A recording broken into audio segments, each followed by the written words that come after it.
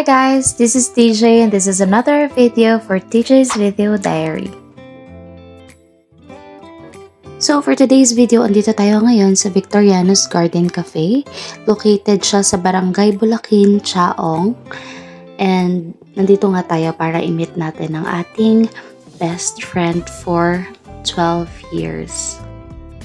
So itong best friend kong to ay best friend ko siya ever since nung first year college hanggang ngayon na may kanya-kanya na kaming anak. Ganyan. So medyo matagal na rin kaming hindi nagkita sa mata. Ayan, pero lagi naman kami magka-video call and chat.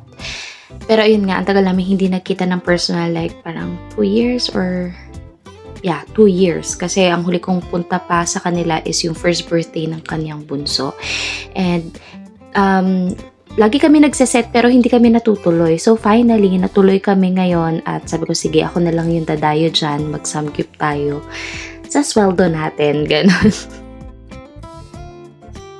So ngayon, ang in-order nga namin dito sa Victoriano's Garden Cafe is yung samgyup number 4. Meron na siyang kasamang pork, chicken, beef, and shrimp. Lahat sila ay ande for only 499 per head.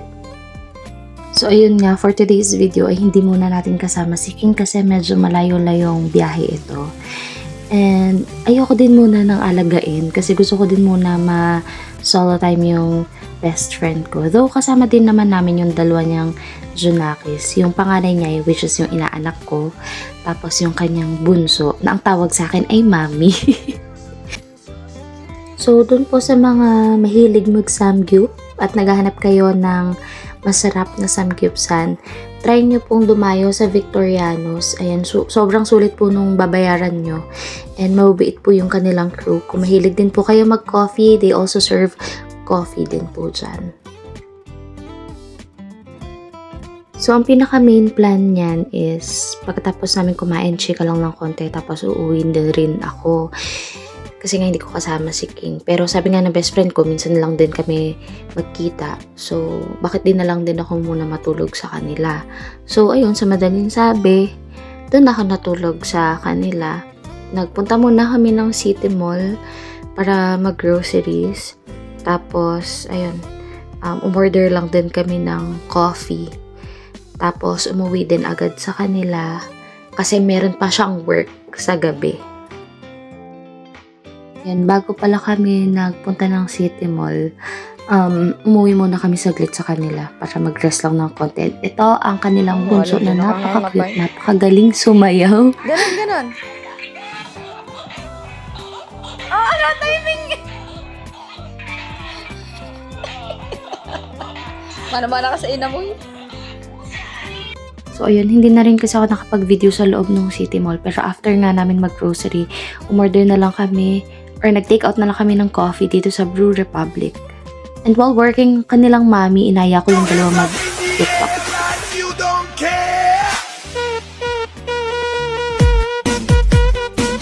Taylor smoking blunts with my crew. Hey.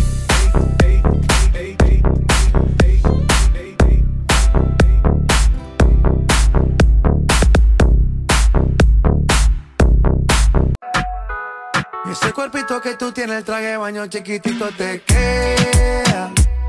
Esa blanquita con el sol y de una ya se pone morena. At dahil biglaan nga lang din tong sleepover ko, nang hiram na lang din ako dun sa best friend ko ng mga damit tsaka underwears. And pagkagising namin sa umaga, ay nagpunta kami sa ilog. Inaya namin yung pinsan niya para may pag-drive kami papunta dun. So this time, tinakasan lang namin yung kanyang dalawang Junakis. Si Sese kasi gising na nun. Si Saori, yung bunso, ay tulog pa. Kaya hindi na rin namin sinama kasi hindi na rin naman kami kasya dun sa e-bike. Tsaka mabilisan lang, as in, nag-picture lang, ganun. Actually, nung college, madalas din ako nandito sa kanila. Like, pupunta lang dyan, tas uuwi din. Pero minsan nakikitulog din ako sa kanila nung. So, ayun nga. Papunta na tayo sa ilog. Day, nakakaloka yung daan. Hayo! Teka lang. Eh, ayun nga, diba? Malulain ang ate mo, girl. Tapos, yung basta bato-bato lang yung daanan, ganyan. Wala kang makakapitan. Buti na lang inalalayan din ako ng best friend ko. Sobrang sarap dito, sarap ng tubig. Ang presko ngayong summer. Kung pwede nga lang akong magtagal pa, magsiswimming na talaga kami. Kaso, mabilisan nga lang din talaga ako. Pababa ba yan? So, yun nga, sabi ng best friend ko, pumunta ka doon sa may maganda mag-picture doon. Ayun, for the support, ang ate mo girl. Punta.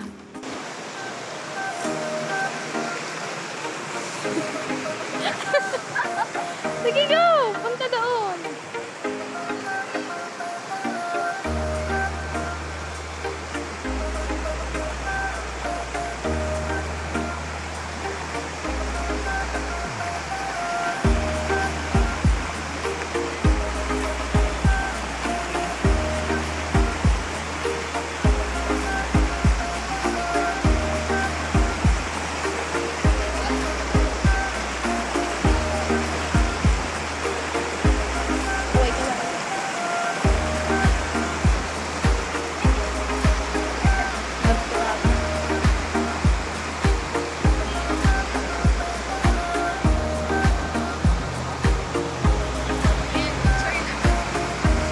Ayun, bali nagpicturan nga lang din talaga kami dyan. Then after nyan, umuwi na rin kami ulit sa kanila. Nakiligo lang ako, tapos umuwi na rin ako nung nag-curlan.